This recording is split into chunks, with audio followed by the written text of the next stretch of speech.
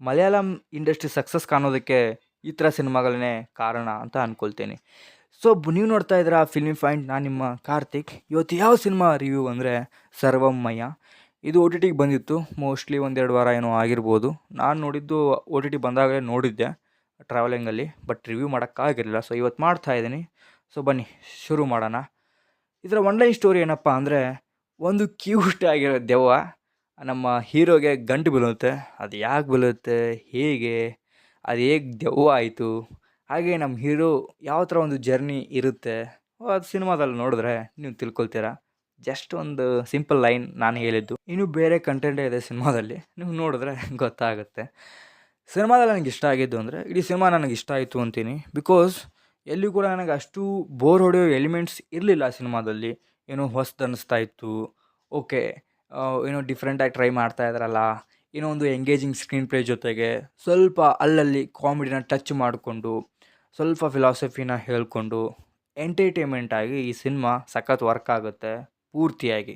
ಆ ಒಂದು ಹುಡುಗಿ ಕ್ಯಾರೆಕ್ಟರ್ ಆಗಿರ್ಬೋದು ಅಥವಾ ಅವನ ಕ್ಯಾರೆಕ್ಟರ್ ಆಗಿರ್ಬೋದು, ಚೆನ್ನಾಗಿ ಬರೆದಿದ್ದಾರೆ.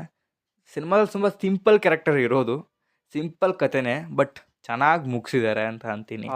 ಮಾಯಾ ಕ್ಯಾರೆಕ್ಟರ್ ಅವನೇನು ಅಂತಂದರೆ ಡೆಲ್ಲುಲು ಕ್ಯಾರೆಕ್ಟರು ಚೆನ್ನಾಗಿ ಬರೆದಿದ್ದಾರೆ. ಒಂದು ವಿಧದಲ್ಲಿ ಹೆಂಗೆ ಅನ್ನಿಸ್ತೈತೆ ಅಪ್ಪ ಅಂದರೆ, ಇವರಿಬ್ಬರು ಮದುವೆ ಆಗಿಬಿಡ್ಲಿ ಅನ್ನೋ ರೇಂಜಿಗೆ ಸಿನಿಮಾ ಆ ಥರ ಕಿಕ್ ಕೊಡ್ತಾಯಿತ್ತು. ಆ್ಯಂಡ್ ನಮ್ಗೆ ಅನ್ನಿಸ್ತಾ ಇತ್ತದು ಇವರಿಬ್ಬರು ಏನೋ ಒಂದಾಗಲಿ, ಪಾಪ ಈ ಹುಡುಗಿ ಯಾಕೆ ಸತ್ಲು ಅನ್ನೋ ರೇಂಜಿಗೂ ಕೂಡ ನನಗೆ ಬಂದಿತ್ತು.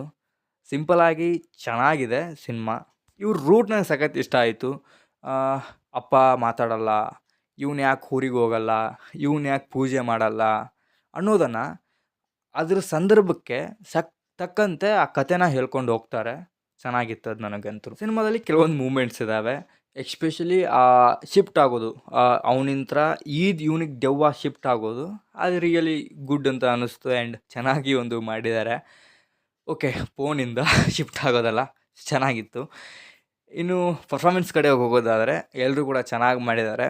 ಎಕ್ಸ್ಪೆಷಲಿ ನನಗೆ ಮಾಯಾ ಕ್ಯಾರೆಕ್ಟರ್ ಸಖತ್ ಇಷ್ಟ ಆಯಿತು. ಆ್ಯಂಡ್ ಅವರು ಕೂಡ ಚೆನ್ನಾಗಿ ಮಾಡಿದ್ದಾರೆ.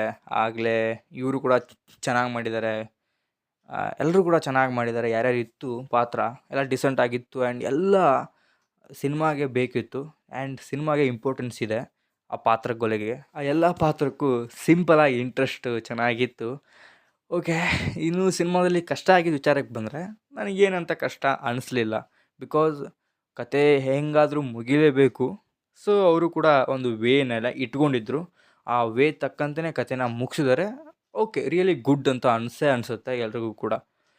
ಸೊ ಟೋಟಲಾಗಿ ಈ ಸಿನಿಮಾ ಯಾವ ಥರ ಇದೆ ಅಂತಂದರೆ, ನನಗೊಂದು ಸಖತ್ ವಾಚ್ ಆಗುತ್ತು. ನೀವೇನಾದರೂ ನಿಮ್ಮ ಮನೆಯವ್ರ ಜೊತೆ ಒಂದು 2-3 ಗಂಟೆ ಟೈಮ್ ಪಾಸ್ ಮಾಡಬೇಕು ಅಂದರೆ ಈ ಸಿನಿಮಾ ನಿಮಗೆ ಸಖತ್ ಗುಡ್ ವಾಚ್ ಆಗುತ್ತೆ. ಫ್ಯಾಮಿಲಿ ಜೊತೆಗೆ ಈ ಸಿನಿಮಾ ಕೂಡ ಹೋಗಿ ನೋಡ್ಬೋದು. ಹೋಗಿ ನೋಡಿ, ಒ ಟಿ ಟಿಯಲ್ಲೇ ಇದೆ. ಚೆನ್ನಾಗಿದೆ ಸಿನಿಮಾ. ಸೊ ಮತ್ತೆ ಸಿಗುವ. Signing off Karthik.